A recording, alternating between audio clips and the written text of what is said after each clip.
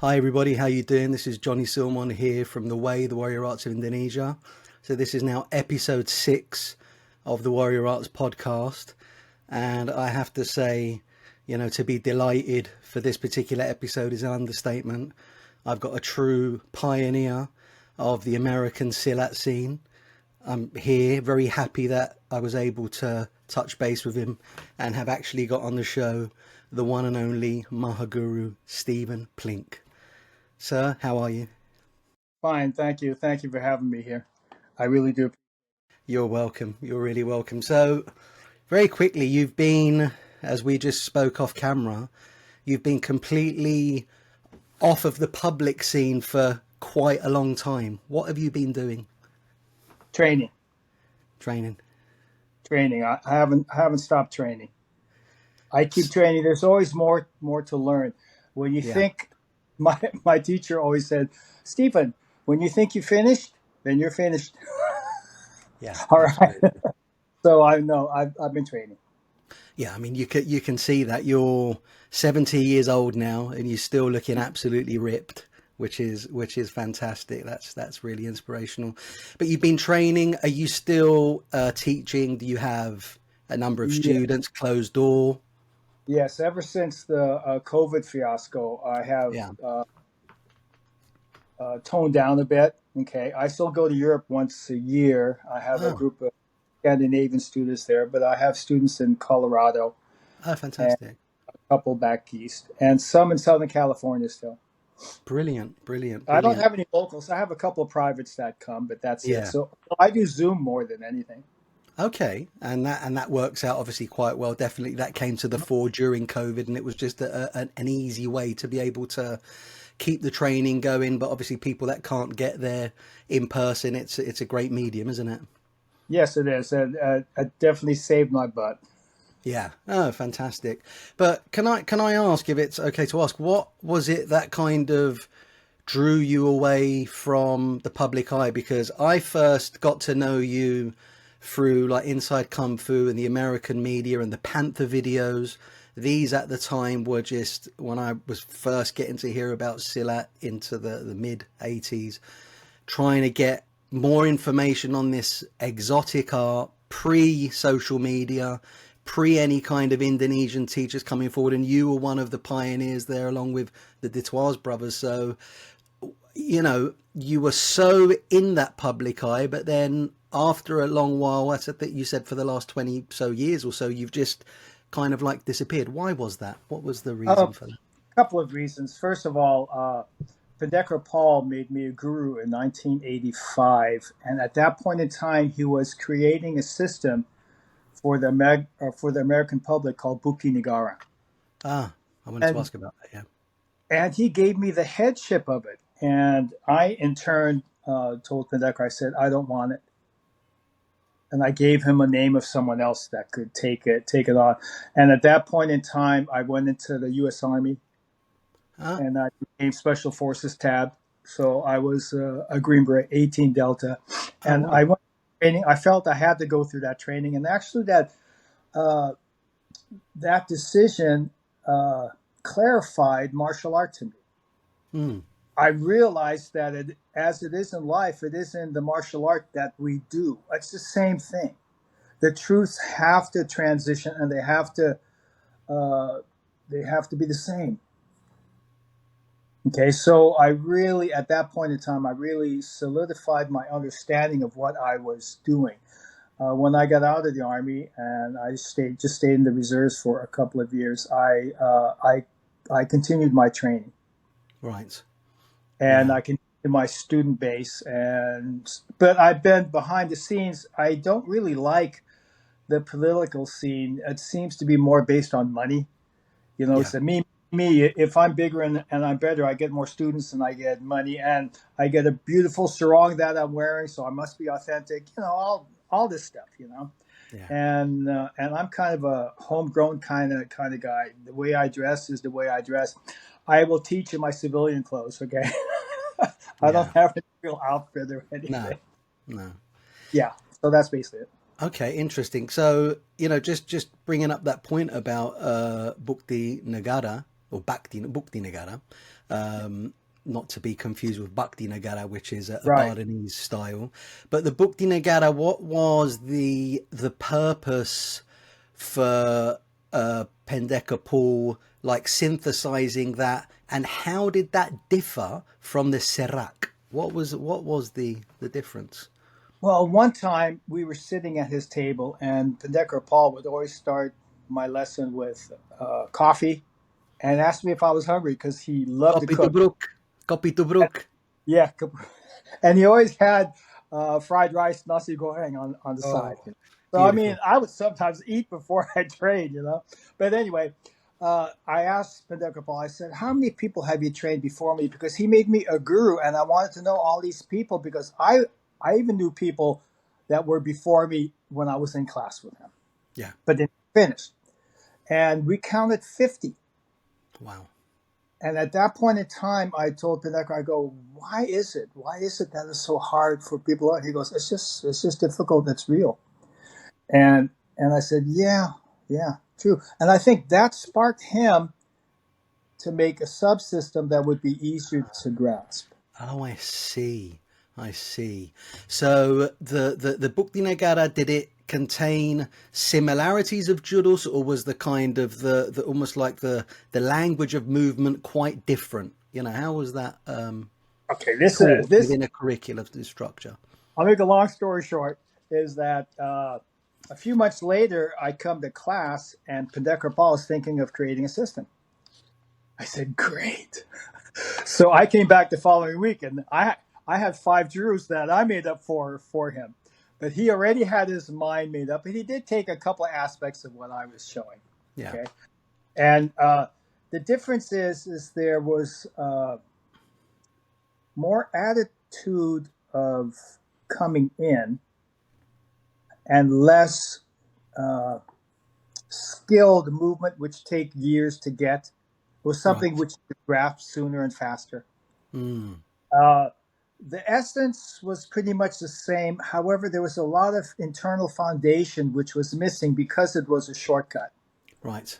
And that's one of the reasons I didn't want to take the system, was because I was on my own journey. Oh yeah, I was a guru in Surat. That just meant I just started learning. Yeah. All right.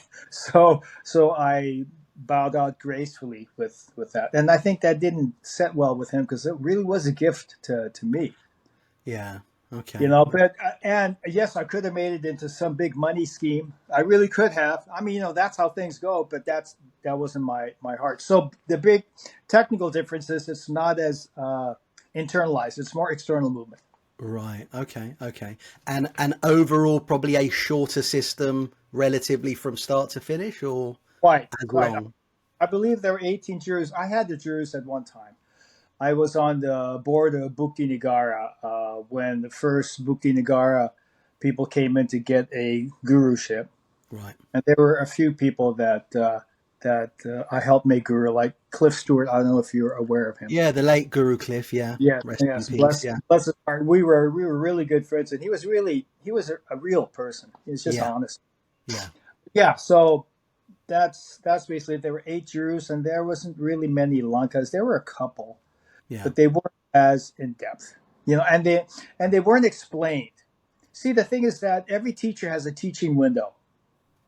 Okay, when I met Pendekar Paul, I started Silat when I was 9, but when I met Pendekar Paul, I was already 24. Right. Okay, and at that time he was 53, 54. He was still physically active, and so when Yeah. we would train. I would see his timing. I would see what he's doing, and but when I left and Bukti Negara became the mainstay, Paul was very immobile. He would Right. sit down and he would teach, and he would get up and do a few things Sure. and Sure. wow the people, but then he'd sit down again and just explain it. And I really believe you have to transfer knowledge through touch. Yeah. It's not just a 2-dimensional medium, not just hearing and seeing. Yeah. Absolutely. Absolutely Yeah. right. Yeah. And so that's how you get the internal motion. But anyway, Yeah. I'm going Yeah. No. No. sideways. No. It's so important. So I mean, you said that you'd actually started Silat, and I just did a little bit of research and saw some biography, and yeah, 9 years old you began Silat, but you were born in Holland, am I right? Yes, I was born in Holland. The thing is that right after World War II, the Dutch lost control of the Spice Islands, right? Yeah. And so they were gaining their independence. The problem is that half caste like me, both of Caucasian and of Asian mix, were being thrown in the air and skewered with bamboo poles because they didn't like us either. Yeah. Yeah. You know, Yeah. so that's why I always say no. I was baking in the oven, and I was born in Holland.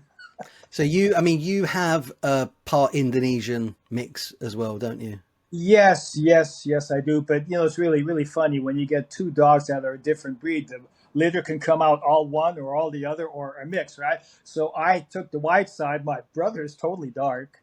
My sisters are a lot darker than me. It's just funny how the DNA works. Okay. Yeah, yeah. So we go back to 9 years old. Where was your first formal introduction to Silat? Who was it from, and what was it like during I, those early years? I was in Very young, third. really young. I was in third grade, and I pissed off some sixth graders on the playground. So I was running home and hiding from them. But I didn't realize that they knew where I lived. So they were hiding behind the bushes. And my grandmother was watching us at the time because both parents were working. So she saw all this happening. She had the door ajar. So I get to the door and I thought, hey, I'm safe. I turn around. The guy's there. He hits me and I land on my ass. I'm sliding. And my grandma's only 4'11", but she looked really tall. She's leaning over me going, a de Young never loses a fight. So she showed me, at 9 years old, she showed me headbutt, elbow, knee. And Wow. and her system was Sutiahati. Setiahati. Yes. Yes. Yeah. And Very familiar with it. and when she got in her stance, she looked like a little junkyard dog. Okay. Wow. I'm looking Wow. at her, go, whoa, Grandma, I didn't know you do this. Goodness me. So she was so grandmother was full Indonesian? Yes, she Yeah. was. Wow. Wow. So it was was it almost like that early introduction to Setiahati, which is a really big system in Indonesia, Setiahati Oh, Terate. There's other sub variations of it, but it's yeah. really well known. Um, what did you start literally, was that the point of her saying, okay, we're going to start formal training, or was it quite informal, just as and when? How did that kind of develop? It was informal, but then I hung around my uncle, which is of course her youngest son, Yeah. and he was 10 years difference than me, but he had Minang Yeah, background. Minangkabau. Yeah. Yeah. I started Sumatra, West with Sumatra. I started training with him. I was going to train with my grandmother, you know,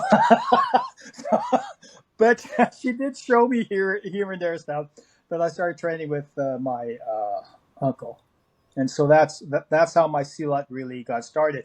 And then I realized that my other uncle, who was in Australia, Omi Chen, he had Chimandi under his belt. Yeah. And at 9, he could take his hands through a young banana tree. Yeah. Yeah, Wow. that's it's really really interesting how my family all had this Silat background. And And this was something you weren't familiar, like up until that point, you had not known any of this. yeah, Indonesia. Wow. What's in Indonesia? It's Food, amazing. because that's Yeah. all I. That's amazing. Yeah, Yeah, it's funny because once you're in America, things change. I was an American because I was going to American high school, right? Yeah. So when did you, obviously, when did you move over to the United States from Holland? I was 3.5 years old. Okay. So yeah, I mean, it's Yeah, yeah, the memories of Holland were really kind of like short. yeah. Yeah. I remember being stuck in a crib. A crib was a big thing back then.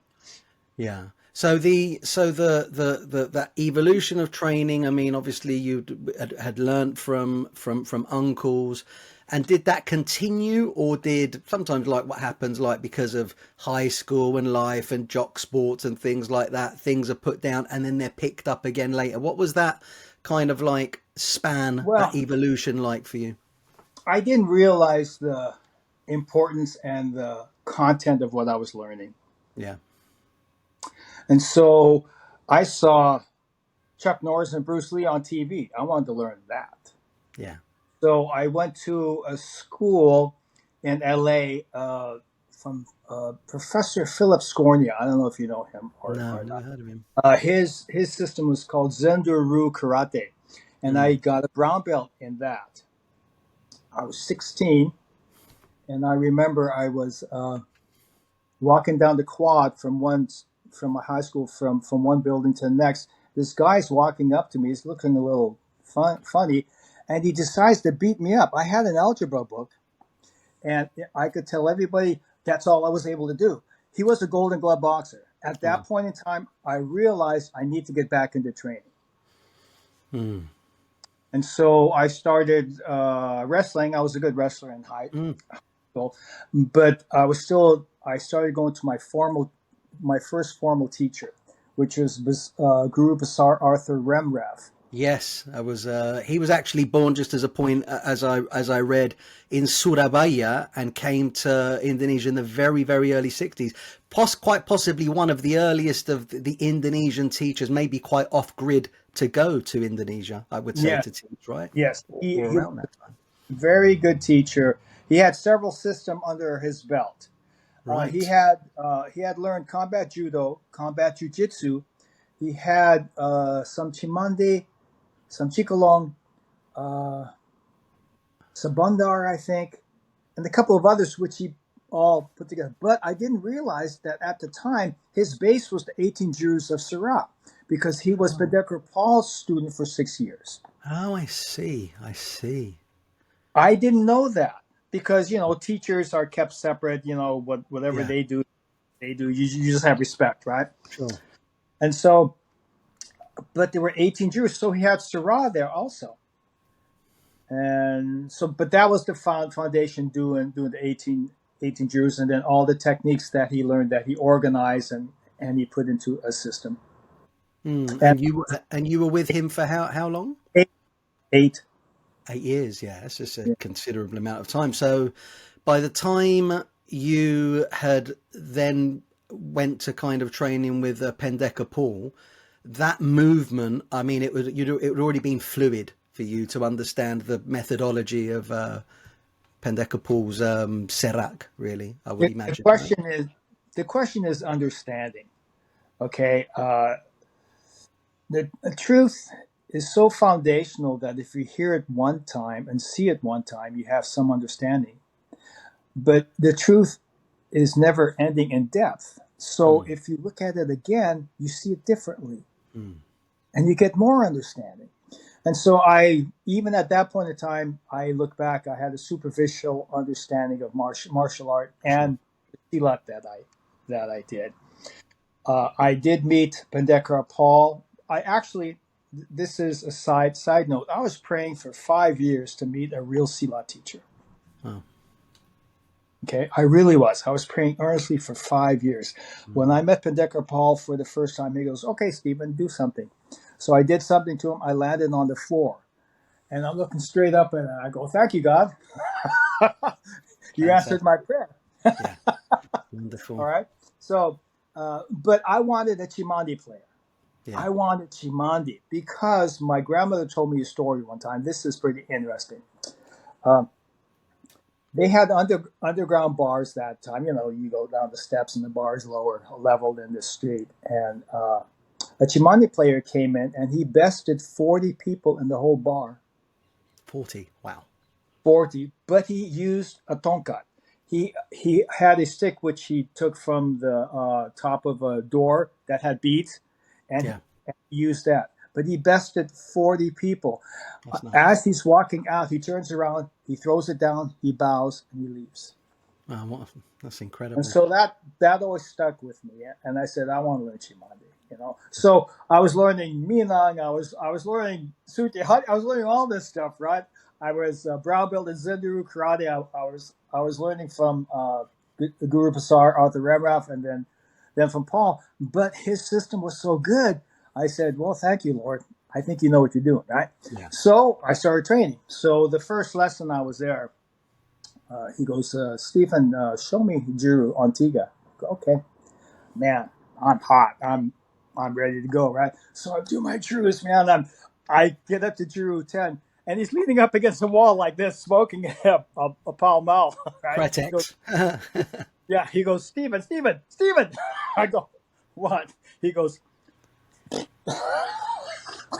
at that point in time, my stomach went down to my nuts, okay? Wow. But at that point in time, I started learning because you have to be humble in order to learn. If you have any ego at all, it stops you from learning. Yeah. Yeah, absolutely. And so I started over. Yeah. I was 24, 25. I started over. I started from scratch. I didn't throw away what I did have, but what was wrong, I never looked back. Yeah. Just a different a different energy with which to kind of come into the training with, you know. And Yeah. we know Silat is also much more than physical. There's subtle energies to it and feeling and really rasa, understanding it at a deeper kind of level as well. And that takes time. And if ego's high, it's really hard, isn't it, to grasp that?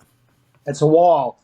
It Yeah, stops you from learning. Okay. I yeah, mean, people say we have five senses, right? We have more than that yeah, because we have five senses in the physical, but we also have senses in the spiritual. And absolutely. spiritual and physical like this. 100%, and especially in an art like Silat as well, there's those elements to it. But so, you know, at what point during the training did you start actually publicly teaching, or when did Pendekapur give you his blessing to start kind of teaching the system yourself? Well, I never stopped teaching. I was teaching when I was 16, whatever I knew. Okay, Yeah, with my uncle, which is more Minang based, uh, which was Guru John DeYoung. He was a hell of a fighter, and I can tell you stories about him too, but we don't have a whole lot of time. But anyway, so I was always teaching, but I started teaching under Paul because lots of times I would teach his class for him. yeah, Okay, yeah. so that's That was the how. start. And you were you like constantly living in Washington, or had you moved to where No, teaching was? I was living in Southern California, Okay. and the drive took like an hour and 15 minutes one way, but Wow. I would go two, three times a week, average twice a week, sometimes Yeah. once. It just depends how busy you were, right? And because I really wanted, I knew what I had, Yeah. and there wasn't much Silat here. There No, not a wasn't great deal. No, you're right. all, You're right. and so I knew what I had. So yeah, so I would train. It's funny how I internalized emotion too, and this is how I teach my students to learn. I said, look, before I come to class, I've already rehearsed everything I did last class. He Yeah. goes, well, how do you do that? Okay, let's say I start the lesson. He shows me something. I catalog it. He shows me another thing. I rehearse the first one. I catalog the second one. Let's Mm. say he shows me 7, 8, 9 things. I have rehearsed everything 9, 10 times. As I'm driving home, I'm thinking, I have an hour and 15 minutes, right? I mean, sometimes I drive up the driveway like that. I didn't even know what happened Wow. Yeah. because I'm thinking. Before I go to sleep, I write everything down. I rehearse it. Before I close my eyes and sleep, I think about it. In the morning, I rehearse it.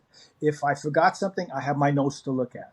Yeah. And then I train it the week, right? Or however days till I see him again. So all this time I've done so much training here, which incorporates here, Absolutely. and that's a good way that I show my students to learn, because a Yeah. lot of people take learning flippantly. They go, well, he'll show me again next week. No, it Yeah. doesn't work like Yeah. that. Yeah. So it's a great methodology actually to really assimilate the material properly. Yeah, You it know. doesn't work like that. You have to, what you put into it, you get out of it. This was one Yeah. of his saying. Yeah. You Absolutely. know, what you put into it, you get out of it. Yeah. And during those early years in your early 20s when you were studying with Pendekapur, obviously there was a bit of an explosion in Silat, in the kind of the understanding of it through the magazines I'd seen, you know, the Panther productions, and just there was more media coming out, whereas, you know, even several years before, there really wasn't much public information for Silat. And did you find, because it was something really new and I would say really exotic at the time, that there was kind of like a big interest in it, or was it almost like a slow burner and just trickles of students would come in to learn and to find Well, out about it? I had lot of students, lots of different seasons with different students, different faces, you know. Yeah. But one side note, my uncle and I were looking through, I think, Inside Kung Fu magazine at the time, and we see a guy by the name of Danny Inosanto, and Yes. he's cool, only a few miles from where we're training. So we went there. Wow. So we visited, we introduced ourselves. In fact, the first one to show Danny any Silat jurus was myself. I was 18 at the time, and I'm doing my jurus for him. That's incredible. And so we've had this long lasting relationship all this time. Okay, That's ever, beautiful.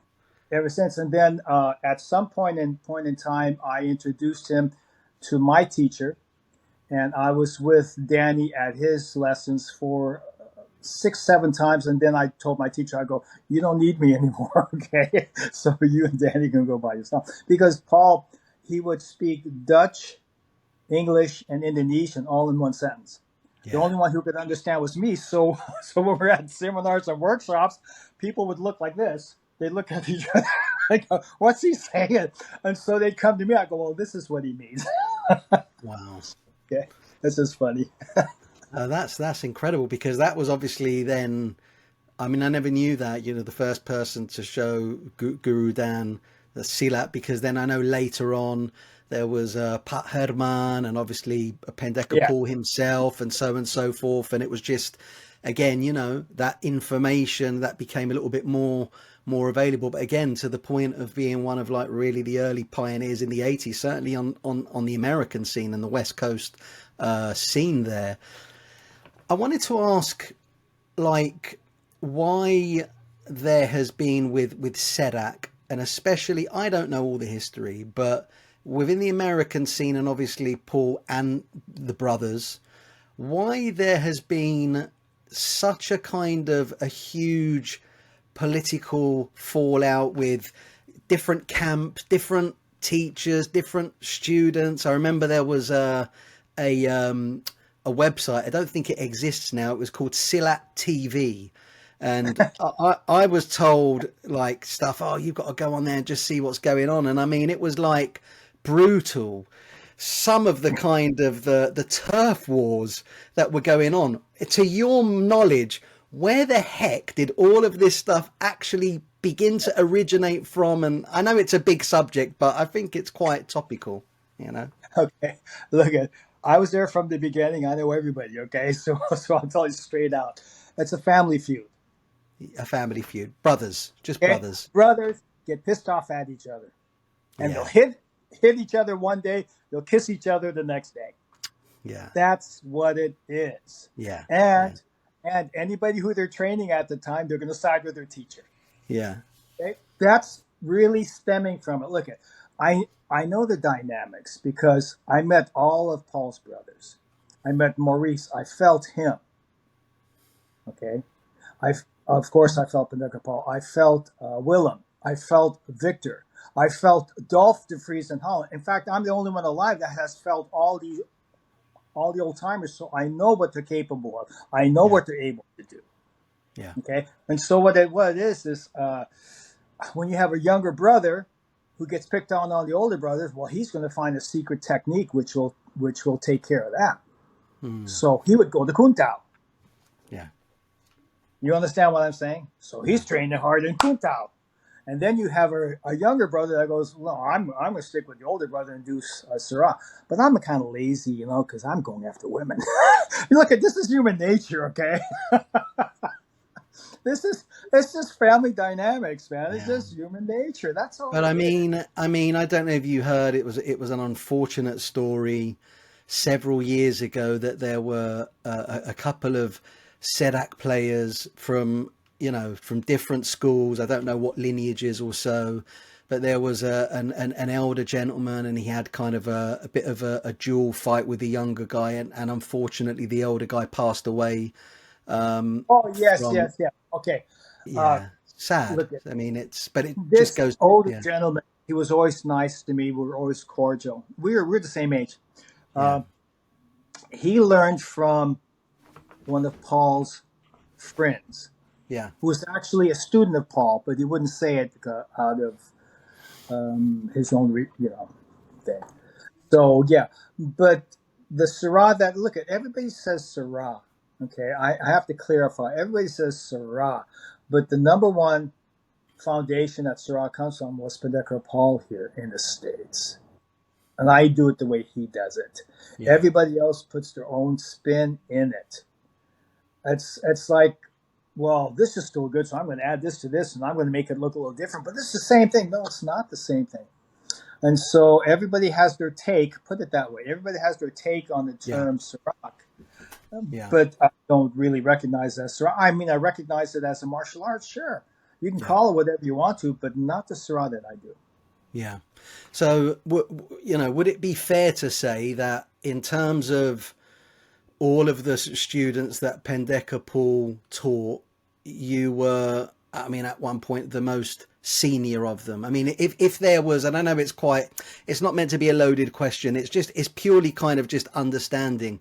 In terms of when he passed away, and I know sometimes like the shepherd is struck, the sheep scatter, to coin a phrase, okay? Yeah. But Yeah. when he passed away, where was the natural kind of a successor to his Serak system? Was it That, you? Was it someone else? How did that like evolve? look, I'm the only one alive that is a guru under Pendekar Paul.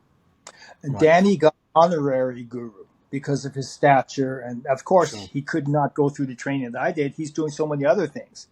Yes. So he would go there and learn what he could from Pendekar Paul, and Paul made him honorary guru because he was a good interpreter of Silat. Yeah. Yeah. Okay, but And he could. Yeah. I'm the only official guru under Pendekar Paul. That's a Right. lie.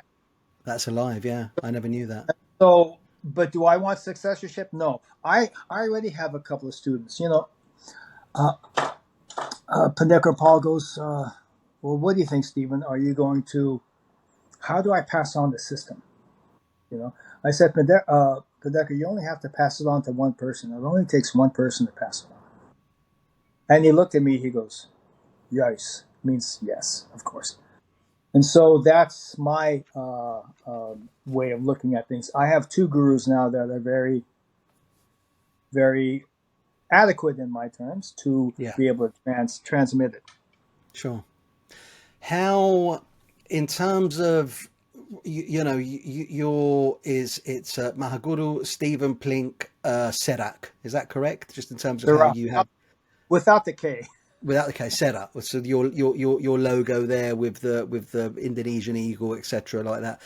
Is that kind of almost like identical to how it was taught to you by Pendekar Paul, or have there been slight adaptations? Because obviously over the years and your own knowledge and understanding, do you know what I mean? Sometimes people bring their little spin. How similar? How's that changed? And what were your insights into kind of things you thought, you know what, I want to tweak it this way or that way? I need to define a couple of things. There's a difference between style and the system. Yeah. Most Okay. people like they do Syrah as a style. Okay. It's individualized. Hmm. And they prefer the zig instead of zag. I mean, just very basically. Okay. Okay. I try to keep it as pure as possible because I know the foundation is old. Old. I researched it and I realized that my system is 3 systems put together. Mm. Okay, Syrah, which comes from Pak Syrah, who was Yeah. 4th in the lineage of Mas Kair in Chimandi. Yeah. So I really got Chimandi anyway. Okay, but he was 4th in line. His last name was Syrah, so that's why Masjid, who was a badass Minang guy, okay, he out of respect, named the art Serak. Okay. Okay, that's what it is. And so by by by looking at the styles that each brother had of what they learned, I kind of realized what was trying to be transmitted. Okay, some person would want to hit more, another person would want to off balance more, another person would want to receive more, another person would want to press more. A lot of some people like to go to the ground more. Well, Sarah is a system, it's not a style. Right. A style would be, well, I'm going to do Sarah, but I like using the ground, or I do Sarah, but I just like hitting. You see what I'm saying? Mm. So I try to transmit the system, not a style. Mm. Leave it up to the person who's learning it to decide what they like and what they don't like. Sure. Yeah, that's right. That's right. Based also, and I've often said this, based on their physiology, their potential limitations, things like that, their abilities, fitness levels, things like that. Yeah. Yeah, it makes perfect sense. So it's almost, there's a system that individualizes itself. You see the clear signature movements within jurus and structures and lanka, but each person will find their specific flavoring of it, and it will probably never look quite similar to, you're not building clones, are you? No, what I have done is in Juru 1, I put a signature move in there. Yeah. Because Pendekar Paul learned Juru 1 going low and then high. Paul taught going high and then low. And I asked him one time, I go, Pendekar, why did you switch it? He goes, because here in the States, they're headhunters. Good point. Absolutely good point, yeah. And so he had a reason behind his madness. And so my Juru 1 incorporates the old line and the new line. So you can always tell my lineage because it incorporates the old, which Paul learned, and the new, which Paul gave me. Yeah, yeah. So Fantastic. I'm pretty much tracing figure 8. You know what I'm saying? That's pretty much it. And Syrah is really low. Okay, I'll give you an example. This is Paul's teacher. And who's that? Dolph de Vries? No, this is John de Vries. Oh, John de Vries, yeah. That's Dolph's uncle. Oh, okay. Look at that. Look at that posture. So look at that kuda.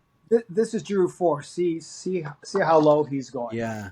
I'll give you a couple of examples because I don't do the Juru any different. This is him doing Juru 16. Can you see it? Look at how low that position is. Yeah, fantastic. Okay, that's Juru 16. Let me see if I can give you just some more pictures because it gives you brilliant. Gives such great context, you know. Yeah, absolutely. This is what I call the ready position. This is how I start my Juru. Okay. Wow, look at that. Nobody does this. Everybody's upright because they're learning a style. They didn't learn it completely. I have to state this right now, is that every teacher has a teaching window. I taught before my time, it's like wine. And I could never, with all the intent I had, with all the good intent, I could never make my student better than me. And if I wasn't good, how could my student get good? And then there's a point in time when the teacher has a good teaching window where his physicality is good and his skill is high, he can transfer it. And then there's a point where most of the people in the States saw Pendekar Paul was when his physicality was low, but his skill even got better. So it became magic to them, and they couldn't figure out what he was doing. What an insight. What an insight. But every teacher goes through that. Sure. Every teacher has a teaching window. And that's one of the reasons why I try to stay in the shape, because I want my teaching window to be open. Yeah. For a long, long time. So I can still go to the ground. I can still do what I need to do. I can still cool. I can do whatever. Yeah. I want to touch a little bit, not at the moment. I just got a couple of other questions first, but we'll touch a bit on your own personal training and what you're doing to stay in such tremendous shape at 70 years old. But in terms of, so when a student comes to you or in terms of your structure, how does that begin, like in terms of like a progression? Let's just say it's someone's never done martial arts, blank slate. Where do you start them? Do you start them with the judos, with Lanka? How does it begin in Serak? You have to till the mind first, just like Yeah. fertilizing the soil. You have to give them philosophical truths first, so their mind is ready to accept what they're going to do. Look at real old martial art is the body teaching the mind, Mm. because you can do the movement, and after a while you go, oh, that's what it is. Okay, it's the body teaching the mind. It's not the other way around. Here in the modern world, everybody wants to get it here, and they think they can transpose it on the physical. They can't, because they have to go through the physical in order to understand it here. Yeah. So first of all, you need the philosophy to understand the training. Otherwise, you're going to look at it totally different. Yeah. Totally wrong. Totally wrong. And you can see the end product will never be as good as it could be. Look at, I've had 6, 7 degree black belts, saying, yeah, I'm doing this. I go, are you looking for something? They go, yeah. I just tell them flat out, it means you haven't found it yet. Okay, so take all your belts, throw them away. Yeah. Because Pendekar Paul said, people have asked him, do you learn anything else? I go, I have no time for anything else. I have my own heart. And that's the reality of it. Once you start to understand, truth is deep, narrow but deep. Yeah. Everybody wants to learn shallow and superficial, like 100 techniques done badly. So with that in mind, obviously the mental stroke philosophical element to it, is that something you start with students? Literally, do you sit down? Is it because like in the old times where I'd trained in the past, it's sit down first, old guru teacher way, have a cup of coffee, talk about it, assimilate. Do you know? It's the old way. It's not just like turn up class and do it. There's transference in that way, first of all. Yeah. Look at, I would have a 2.5 hour class on average with Pendekar Paul when I was learning from him. Maybe an hour of it was sitting, having coffee, and talking philosophically, because his philosophy made me accept it. Yeah. It really did. And then he can show me one thing, but it expands into something big. Yeah. There's a depth. There's a real depth, and it's sad in a way, because so much of that old methodology is kind of gone in the modern era. It's less and less, I think. It's quite an instant. Understand. It's egotistical to want to understand things before you do something. It really is. Yeah. Because you go to a job site. Okay, the foreman's going to tell you to do this, that. You can say, well, why? Why is this what? No, the foreman's going to say, get the work. Just get the reps in. Get the reps in. Illumination will come. Yes, right? And that's really how it is, Yeah. That's funny. Yeah. That's funny, yeah, but that's how I would do it. So that's again a start, and then going for obviously jurus and so forth, and then bua, etc. How does that progress? Okay, jurus, first of all, are foundational movements. They aren't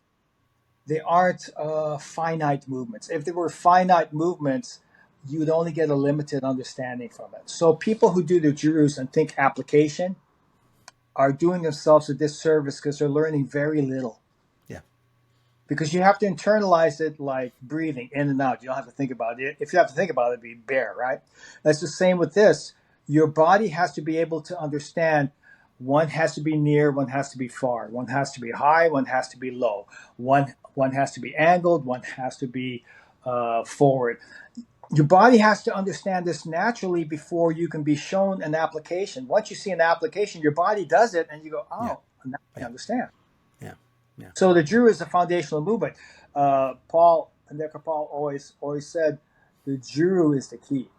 So people who add stuff to the juru, it's their own imagination, but it doesn't mean that the end product is going to be good. Maybe they might hit on something, I don't know, but it hasn't been proven. You understand? The old hasn't been proven, so it's always good to stay with the old. Yeah, absolutely. It stood the test of time. It's still here. So, right. Yeah, and with that, you've seen a shift in terms of, you know, your own age as you've evolved from, you know, through the decades. How has your own training or philosophy to training changed, if it has at all, you know, in terms of maybe economy of energy, of motion, of, you know, realizing, okay, I can't necessarily physically do all the things I did when I was 25, 30. So how has that adapted, and where do you place emphasis in terms of your own training now? It becomes natural. The more you internalize truth, the easier it comes out. The more you will naturally move naturally. So if you can't do something, it doesn't matter. You don't even think about it because you'll naturally move the way you should move. It's like learning an application on your right side and your left side. Wrong answer. Because you're learning the same skill. No, your left will move different than your right. Your right will move different. They just have to be valid. They Absolutely. have to be a valid response. Yeah. They cannot break laws. People don't understand the difference between laws, principles, and theory. Yeah. They throw these things around like candy, but they have no understanding. Okay, laws are something we live by. Principles are something we choose, which becomes stylized. When you see a style, it's because they're using certain principles only, Yeah. because it suits them. Okay, and then there's theory. I don't believe in theory. Guess what? When I was in the army, they didn't believe in theory either. No. All right, because reality is reality. So anybody who describes theory to me, I just laugh. I go, show me your theory. Show me your Yeah, theory by show me your actions. yeah, Yeah. yeah, yeah. Yeah. Absolutely. So So so my training has gotten deeper yeah. in that respect. I try to stay as physical as possible. So I try to stay as low as possible. I try to do low work as much as possible because that's one designator of being fighting ability. How good and limber are your legs? Yeah. Yeah. That's And also strong as well. because time distance equals timing. So if your legs are weak, then your timing will be off. If Yeah. your timing is off, then you're a target. Yeah. It's that Yeah. simple. Yeah.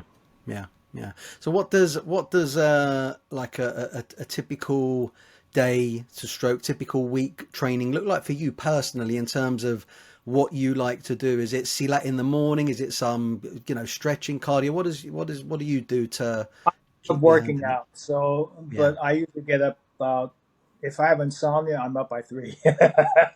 but but if not, it's about 5. And I do stationary movement more. Look at I've already been through the movement. I understand that. I do stationary movement because the better your structure is, the more sound your application is. See, people, people go, well, you need to get into this position, right?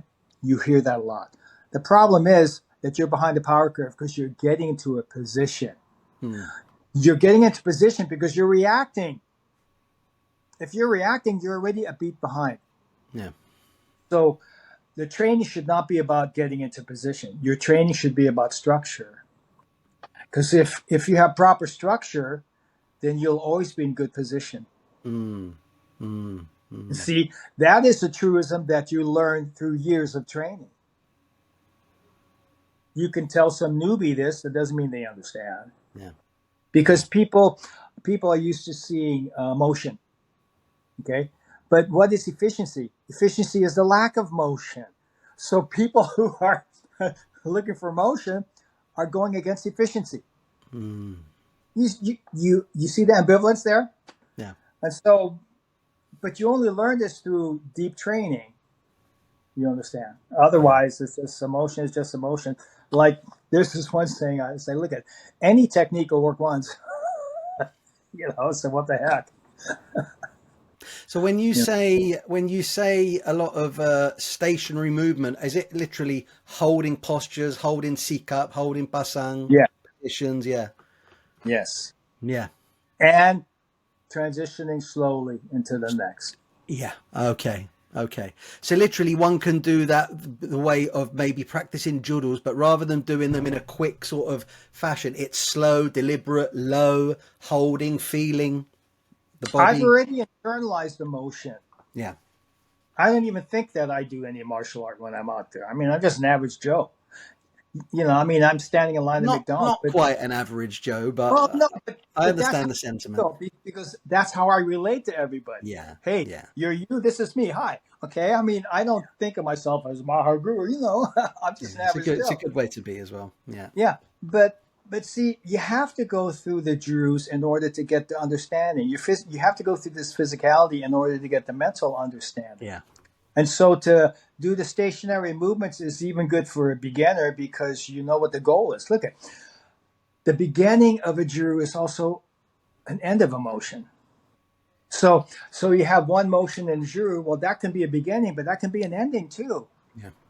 You understand? So it has to Mm, be just a foundational movement that your body understands, yeah, and it can't violate uh, some principles. It can't. But I see a lot of systems violating principles. I'm not going to say anything, but they're adding their own 2 cents in it, but they weren't ready to. mm, So it's the movement is too big, too wide, too much open, whatever. yeah, yeah.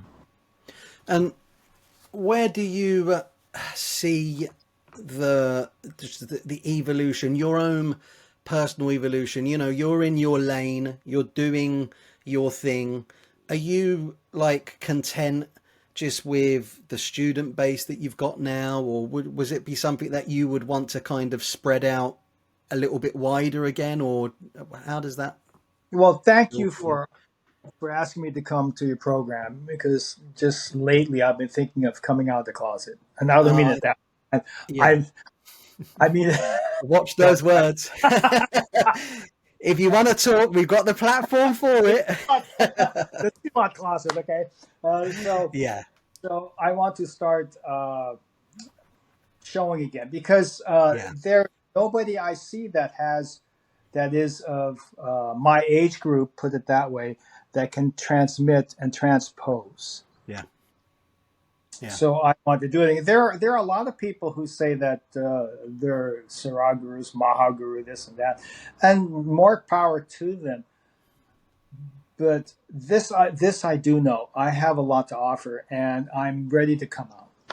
Brilliant. I mean, I'm really glad to hear that. I had a couple of people already on the podcast, and once it had aired and so forth, within kind of like a week, they'd gotten back to me and said, honestly, I really can't believe I've had people just sort of contact me about wanting to kind of train and etc. and find out more. So for me, as much as anything, as I said, just prior to us going on air, I'm neutral. I know I'll have anyone who has a great story, and obviously someone your age with your vast experience and being a pioneer in the American kind of scene there, it was a no-brainer to have on the show. And as I said, I'd seen and I'd thought, where is Mahaguru Stephen Plink? He's been off grid for a long time. And so, as I said, I was looking through the Panther videos and just saw all of that stuff. And, people, they just disappear off radar for whatever reason in life. Life happens and so forth. So I'm really happy to hear that this is what, it's almost like an alignment, because you've said you've wanted to come out and begin maybe teaching a bit more publicly. So this is a great thing. So in terms of, I've had a little look. You've got like an online program, and I've seen you've got like some videos and some like digital downloads or things that people can actually access membership program. Tell me all about that, and then I'll put links down in the description. But tell us about everything that you're doing in terms of, your I'm teaching, starting. everything. Start from the beginning. I'm actually starting to rehash the whole program. Look at, not everybody can be a doctor. Okay, not everybody can be a martial artist, and I'm still very particular. As far as close students, I'll only pick those that want to learn how to fight. When Sure. someone asks me that they want to learn self defense, especially if it's a male, I said, "What are you afraid of? Getting raped?" Self defense is for women. You learn how to fight. In the process, you have self defense. Yeah. Yeah. And so for my close students, I will definitely have to pick and choose, but I am willing to show people what old martial art is. Yeah. Because old martial art is very, very valid. They don't have to reinvent the wheel, you Yeah. know. And so, I mean, I'm starting new with the whole media campaign. So I'm doing everything from scratch. I mean, I'm starting right at this point in time. That's why it's so fortuitous that you contacted me. Serendipity again, the connections. Yeah, Yeah. yeah. It's quite interesting. But there's so much, there's so much to give, and you always think back, time is so short. I had no idea I would be where I am now when I was 9. You Yeah. know, I have no idea that this is what it would all turn into. But there's so many things to choose from, so many different avenues you can go. You understand? That's one of the reasons why I backed off, because I'm not going to compete with the Unreal. I'm Yeah. just going to sit back and just let them fight it out and do what Yeah. they have to do. As long as I have transmitted my understanding onto a few people, that's fine. Yeah. Then I know it'll live on. Yeah, I do think obviously in this modern sort of place that we're living now, with all the social media and so on and so forth, it's getting eyeballs onto one's stuff is hard, and it's like we're from a generation. And obviously, I know you're an older generation than me, but mine was the last generation before social media. And it's hard sometimes to really almost pimp yourself out. It almost feels like, I shouldn't have to do that. But the medium is there and it's free and it's there to be used. And I think if there's, like honesty, it's visceral, and it's great material, of course, which it is, which has stood the test of time over kind of 50, 60 years, then I think it's something that should be out there, because there will be people that will say, you know what, this is from like a great line, an authentic line,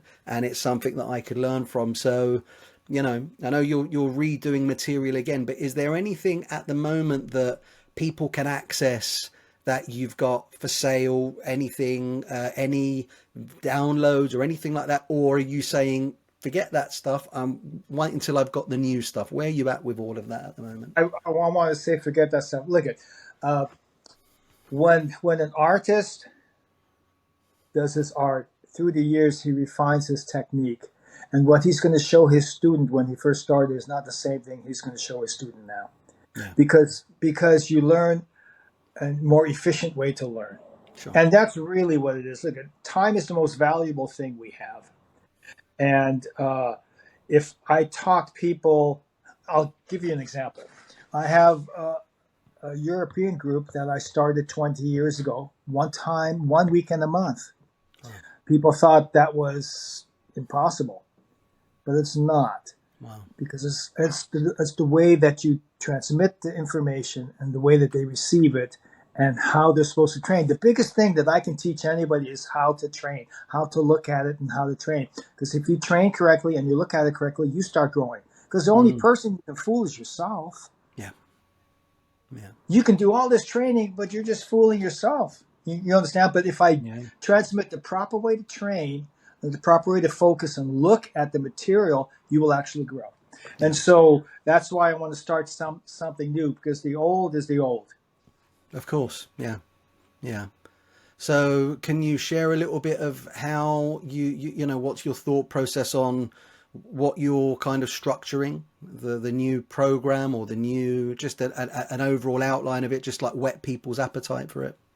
Yes, I really think that Zoom is a really good medium, because it's interaction. Having a video that you look at is good when you have some understanding already.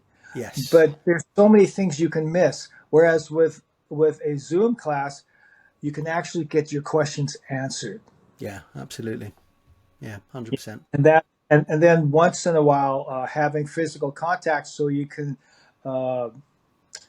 validate what you're learning, because that's really important also. I mean, that's why there are so many variations of the Silat that came from Pedekra Paul, was because through Paul's years, he changed also, you understand? And when his Cool. physical window closed, that looks even different. They're all upright, Yeah. Yeah. you know, so everything changes. I was fortunate that Paul still had his physicality and that I was going well. In fact, I have a couple pictures of him if you want to see one. Oh, I'd He, love, absolutely love to. okay, Absolutely love to. I'll just give you a couple of examples Oh, of. check that out. Bring that down just a touch, and just over there, other way. Look at that. What a great, great photo. Wow. I'll give you a couple of examples. Oh yeah, that's classic. That's classic. That is, isn't it? Okay, see, That's brilliant. this is Drew 10. Wow, look at that. Yeah, I mean, I go Incredible. on. This was his teacher I showed you. He's doing the same thing. Yeah, yeah, yeah. That's right. It looks identical. Yeah, low positions, So low so see kuda this. kuda. Mm, Yeah, this is the old Silat. Okay, and I don't see uh, anybody doing this anymore. yeah, yeah. So look, It's it efficient. really was for multiple opponents. All Yeah. right, it was made for small people against large people, which means you had to understand what you were doing. Well, exactly that. I mean, Indonesians against kind of Dutch who were there for 300 years, you know, stealing their land, right? That Unfortunately, we have to say. So it had to be bred in a way that there would be almost like guerrilla fighting as well going on, and that have like real trickery to be able to handle the taller opponents as well. Yeah. Yeah, well, actually, it's just being more sensitive. I always tell my students, I go, look, if my center is lower than your center, first of all, I'm going to feel you sooner. Secondly, I'm going to have a more stable foundation. Thirdly, I Mm, can generate more power. Fourthly, I have better timing, because if yeah. I stand straight and I take a step, and the same amount of time I'm crouching and I take a step, I will go further. So Mm, see, people don't understand the old training. They have no understanding of the old training. mm. And so that's why I want to change everything and start with a new Well, foundation. that's brilliant. That is brilliant. How, answer me this, Mahaguru. How would you, when you've left this plane, how would you like to be remembered when you're not here anymore? Somebody who was able to transmit the information and knowledge efficiently. Mm, Okay. Look at there are teachers, there are instructors. You yeah, know, I know in the Army there are instructors, not necessarily teachers, just instructors. Okay. But the teacher is someone who can do it and who can transmit it efficiently so you can understand it. yeah, it's different. It's different. Yeah, Yeah. it's rarer, and you know, you're of a generation, like you said, that generation is slowly kind of disappearing, and so I believe, you know, I know you've obviously got your students now, but there's definitely still a wider body of people that I really believe would appreciate and get so much from, you know, what the years and the decades that you've kind of developed your own art, the practice, and you know, beyond where in the past so much politics and this and all of that stuff and who's this and that, it doesn't matter. It's you're here now, and you know, you're in, as I said, you're in great shape, body, mind, and spirit, and I think, I'm hoping that this podcast that we do will go out to many people, and there'll be people that will say, do you know what, I need to contact Mahaguru Stephen Plink. I'm interested. I like what I've heard. This is what I hope. So yeah, that's Well, if the connections are made so that more of the understanding of what martial art is comes out, that's great. yeah, You know, because the truth is nothing more, or a secret, put it this way, is nothing more than a foundational truth withheld for control. yeah, And yeah, so when old martial art is kept back as a secret, then there's no truth there. You understand? And people are searching for the truth. You're all mm, swimming in the same pool. Okay, they're trying to search for the truth. No, it's not a secret, but you have to be willing to find it, right? Sure. Sure. Well, that's where we use the power of the modern technology and social media to help put it in people's orbit as well, you know. But Yeah. listen, I think we'll wrap that there. It's a Okay. nice introduction. I really appreciate you coming on the show. I'll put All right. your contact details in the notes below the video, so anyone that's watching that's interested, they can get hold of you, dialogue with you further, and you can, you know, take it from there. But thank you so much for your time. It's been wonderful. Some wonderful stories about your time Thanks. training with Pendekapul, and hopefully, you know, we'll get to do this again. So thanks everyone for watching, and we'll see you next time. Blessings.